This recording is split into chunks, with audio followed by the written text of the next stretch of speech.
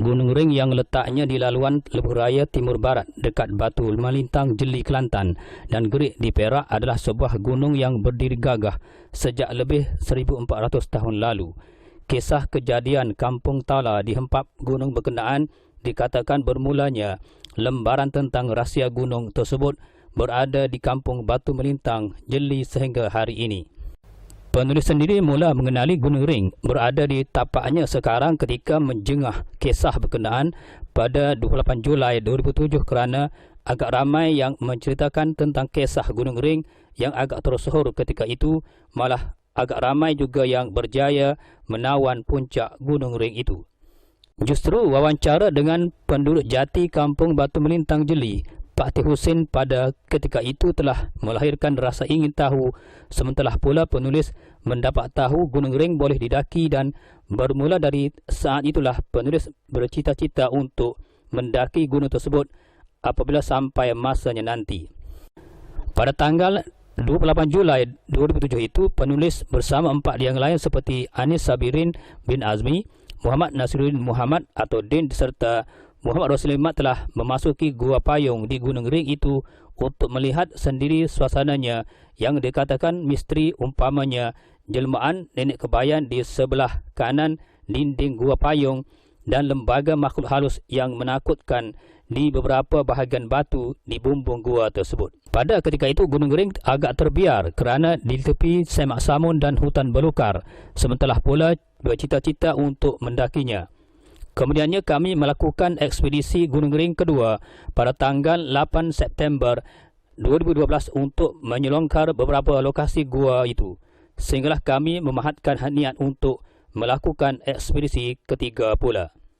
Berdasarkan tentang hakikat itulah pada 15 September 2012 peserta kami yang terdiri daripada Azmi Muhammad Saleh, penulis, Anwar Azmi, anak sulung penulis, Azhar Azmi, anak ketiga penulis, Anis Sabir bin Azmi, anak keempat penulis serta Muhammad Abid Saidin atau Abid, rakan Azhar bertolak dari Kota Baru kira-kira jam 10 pagi. Melalui jalan persekutuan Kota Baru Kuala Kerai, kami singgah sebentar di gerai makanan Pak Daso dan Pak Kuli di Kampung Gua Ikan. Tujuan kami ke situ adalah untuk melakukan ekspedisi Gua Keris yang letaknya dalam daerah Dabung, Kuala Kerai, Kelantan. Namun disebabkan masalah teknikal di pihak mereka, niat asal kami untuk memasuki gua tersebut terpaksa dibatalkan. Lantas kami menukar niat dan beralih arah lalu menuju ke Kampung Batu Melintang, Jeli pada ketika itu juga. Selepas menikmati hidangan, kami bertolak ke Gunung Ring dan setibanya kami di Masjid Batu Melintang yang berlatar belakangkan Gunung Ring, peserta kami menunaikan solat zuhur. Kami mula memasuki Gua Payung dan mendaki lereng Gunung Ring kira-kira jam 2.15 petang. Untuk ekspedisi di gunung ini, kami menumpukan kepada pendakian melalui lereng Gunung Ring dan kami sempat melihat banyak gua di tepi gunung tersebut yang bermula dari tingkat bawah hingga tingkat 5 gunung berkenaan.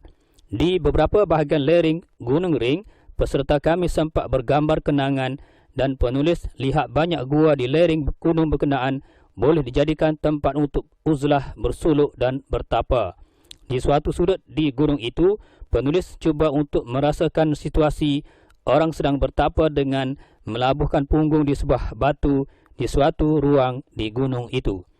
Ketika penulis masih berada di atas batu di suatu sudut orang sedang bertapa di gunung itu, peserta lain mengambil kesempatan itu untuk berehat sementara untuk meneruskan agenda seterusnya. Kemudiannya kami beredar dari kawasan itu dengan memasuki suatu kawasan lereng gunung tersebut. Peserta kami cuba untuk mendaki ke puncak gunung itu melalui lereng, namun niat kami terhalang apabila didapati laluan ke puncak gunung itu telah runtuh, apatah lagi dihalang pula kayu patah dan tumbang dari puncak gunung di laluan yang kami ingin daki. Kami terpaksa membatalkan niat untuk mendaki ke puncaknya akibat masalah tersebut dan kami kemudiannya menuruni lereng untuk menyelongkar di bahagian lain dalam gua tersebut. Kegagalan kami untuk meneruskan pendakian ke puncak bukanlah menyebabkan kami kecewa tentangnya, namun kami terpaksa menerima hal seumpama itu dengan hati yang terbuka. Ini kerana jika kami meneruskan juga hasrat kami pada hari itu, sudah tentu kami menerima natijahnya kerana laluan ke puncak gunung telah tersekat atau dengan kata lain, tiada lagi laluan itu untuk ke puncak akibat telah runtuh.